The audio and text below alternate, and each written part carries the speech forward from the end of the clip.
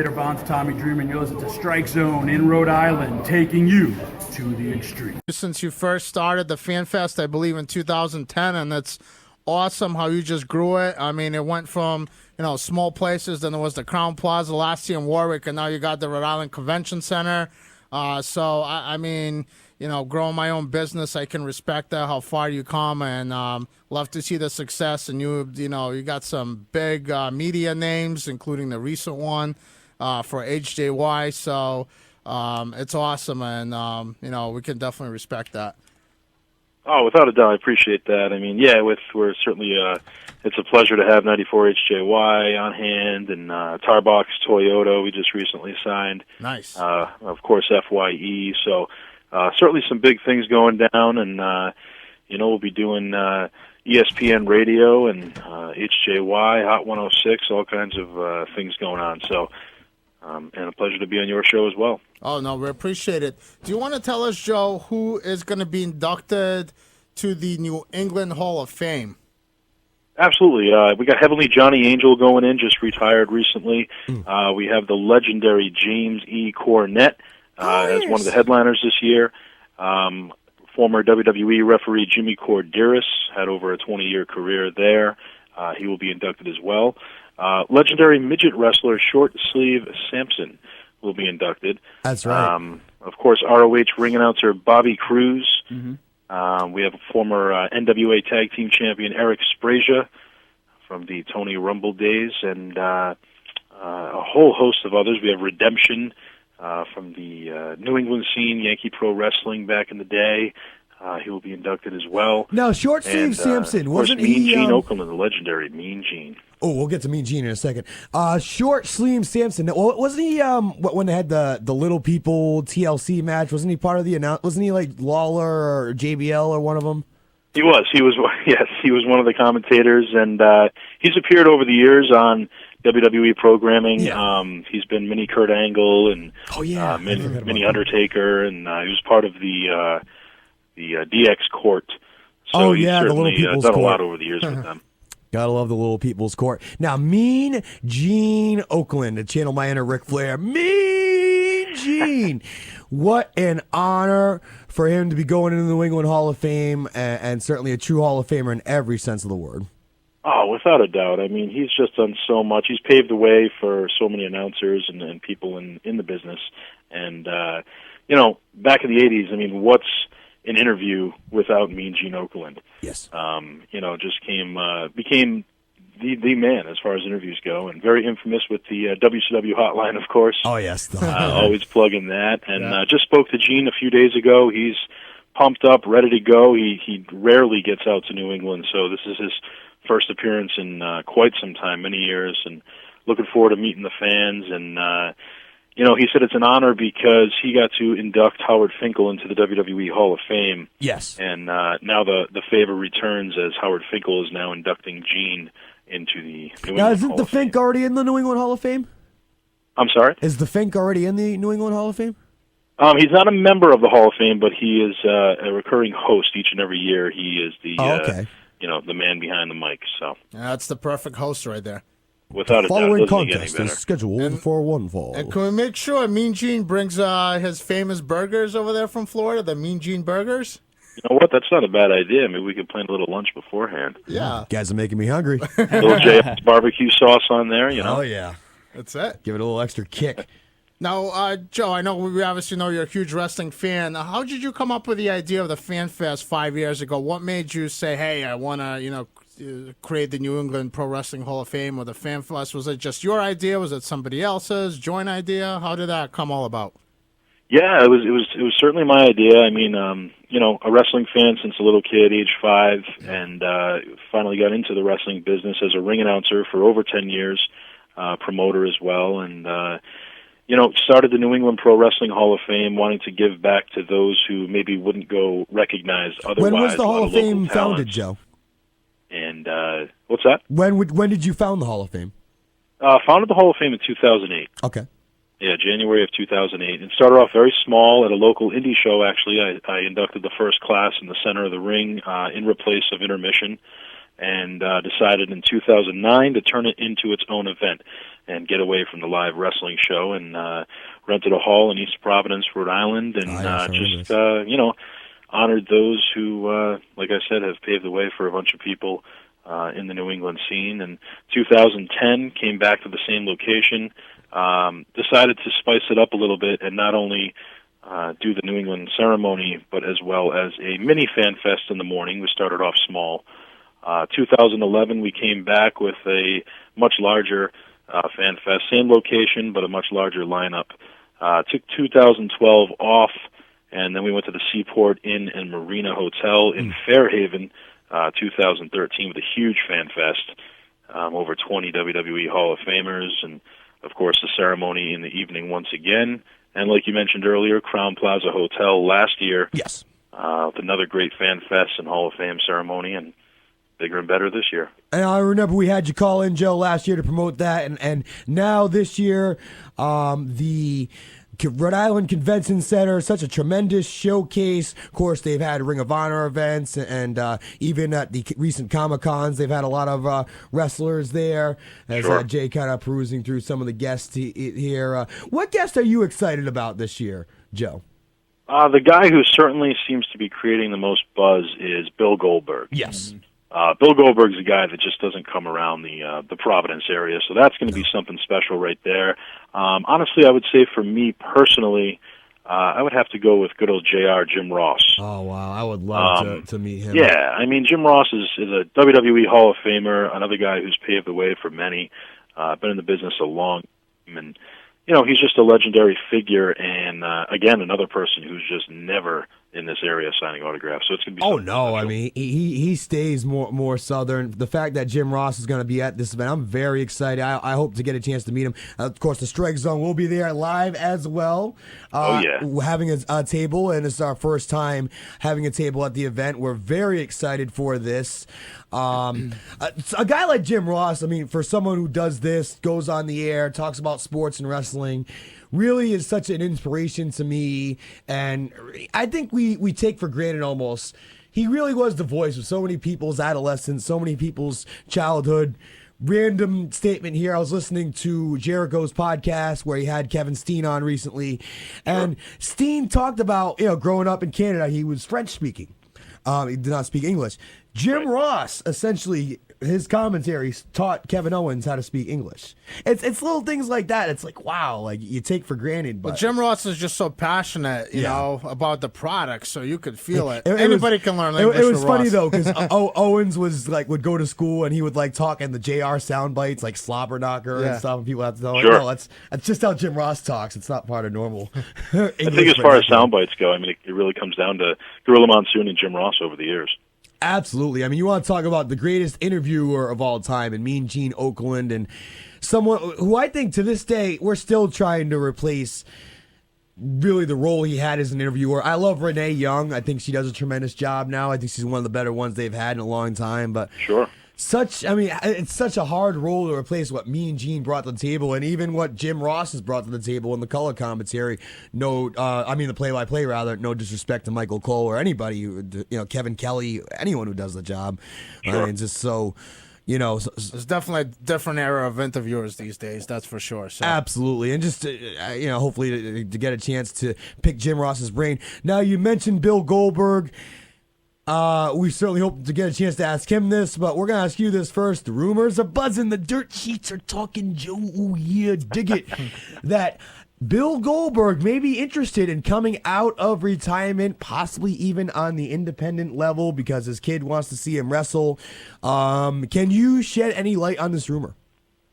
Well, I haven't talked to Bill personally about it, but I have seen some rumblings about it, and I don't think, like you said, I don't think it would be in the WWE. It would probably be on more of a GFW, independent that's what I'm scale, hearing. or maybe another promotion that's on television. But I've certainly seen the stories. I mean, he wants to be able to give that to his son just, one time at least, and he's certainly all for it. He seems gung-ho about it, so I wouldn't be surprised if we saw Bill back in the ring eventually. It's a shame that him and WWE just can't seem to get back on the same page. A couple of years ago, it seemed like there was hope. They released that Goldberg DVD of his matches, which I actually thought was a very good release. I own it at home.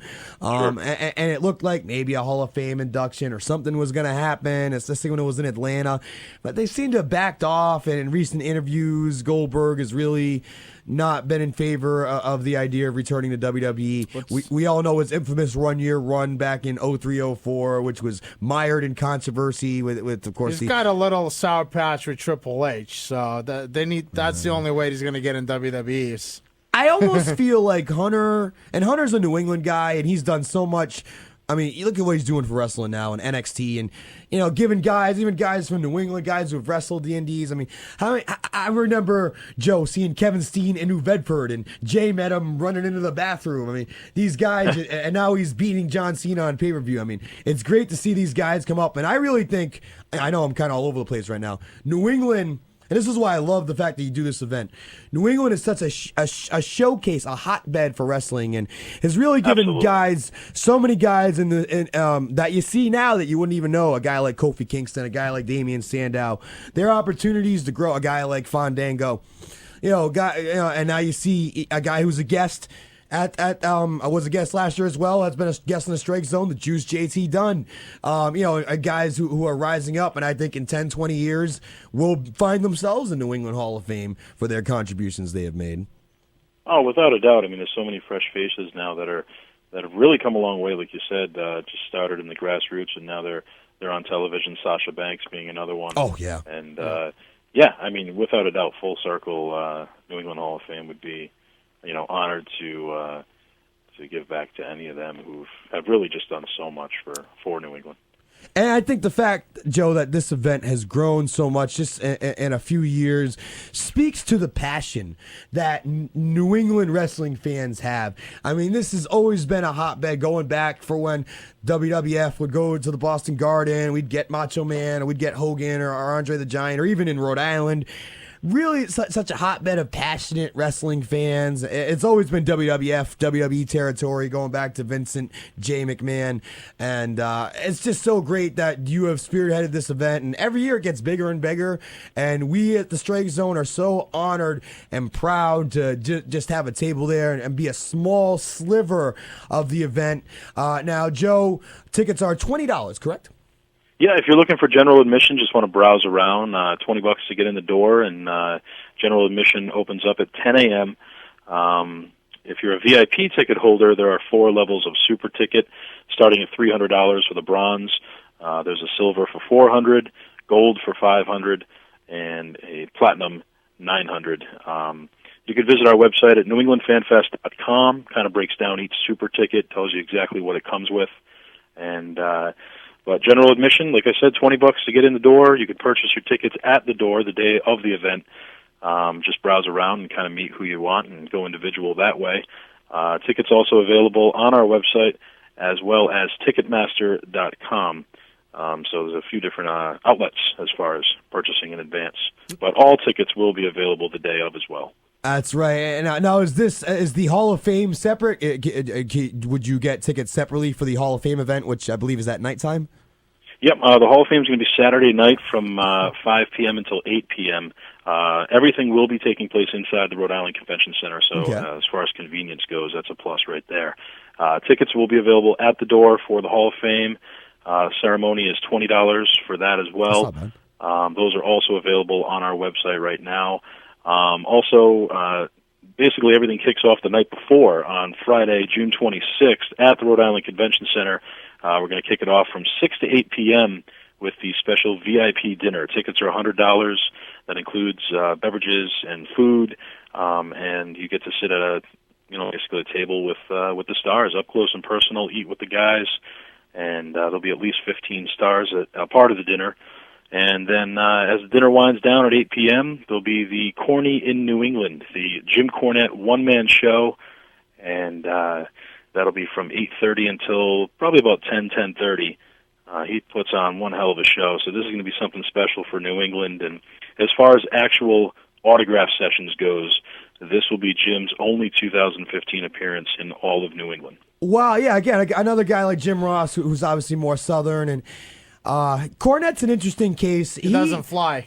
You're right. He doesn't fly. I just remembered that. He has really grown a second life, I feel, in popularity with his YouTube stuff and his podcast. And everybody wants to hear Jim Cornette's opinions on things. Whether you like the guy or not. Some people, he'll talk about Kevin Steen or this one or that one. But he always has something interesting to say. And I think it's so great that he's going to be at this. Now, what is his connections to New England wrestling? Now, I know obviously he's more known for, his experiences in the South. Can you share a story of maybe how he has a connection to New England wrestling scene? Well, yeah, that's the thing. I mean, he's, rarely out this way nowadays, but going back about 15, 20 years back, he was a part of New England scene, and, he did a couple tours out this way with different promotions, and he said he's got a lot of, good stories about this area, and he wouldn't really let the cat out of the bag as far as the, any of the stories go, but he's going to, I'm sure, deliver during the New England Hall of Fame ceremony, and Howard Finkel will also be inducting him as well. So. Oh, wow, Finkel's doing double duty. Yeah, Finkel will also be inducting referee Jimmy Corderas as well.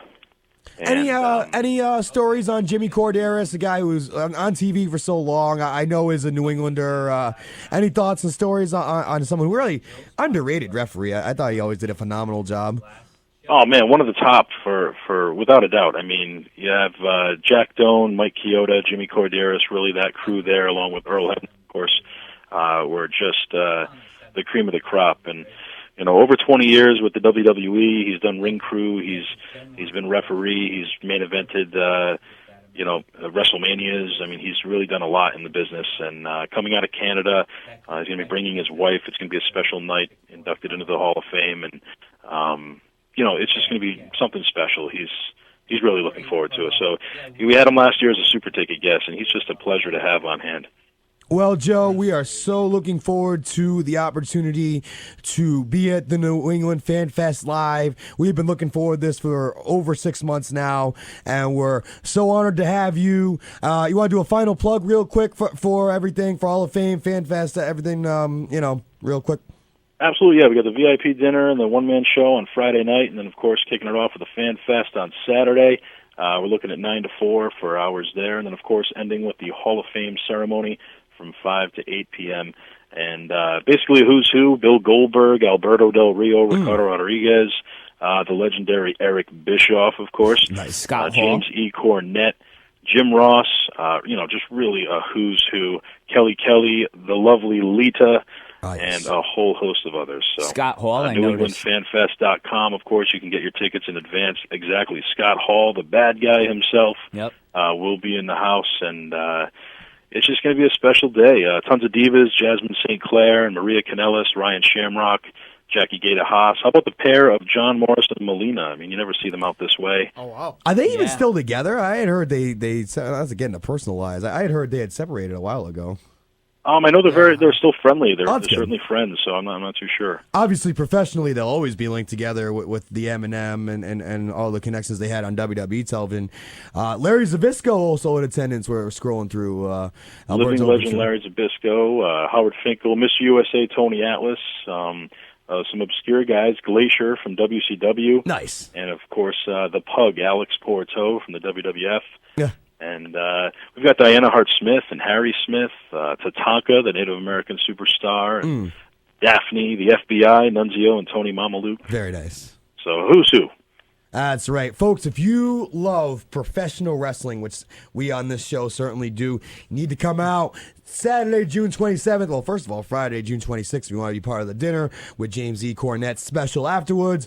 Come down Saturday, June 27th, New England FanFest 5. Get your tickets at the door or go to Ticketmaster.com for the ticket packages, which Joe has talked about. And then stick around for the Hall of Fame. You got Jimmy Corderas going in. You got Mean Gene. You got James E. Cornette. Going to be a fantastic cast of characters going in. Joe, on behalf of all the wrestling fans in New England, thank you for what you do as a showcase for professional wrestling and to showcase these guys who contributed into the business, especially through New England.